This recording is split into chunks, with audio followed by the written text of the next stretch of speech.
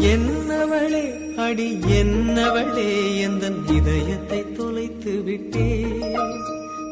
எந்த இடம் அது தொலைந்த இடம், அந்த இடத்தையும் மறந்து விட்டே. உந்தன் கால் கொலுசில் அது தொலைந்ததென்று உந்தன் காலடி தேடி வந்தே.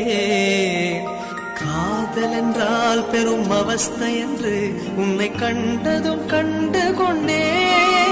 எந்தன் கழுத்து வரை இன்று காதல் வந்து இரு கண் விழி பிதுங்கி நின்றே. என்னவளே அடி என்னவளே எந்தன் இதயத்தை தொலைத்து விட்டே.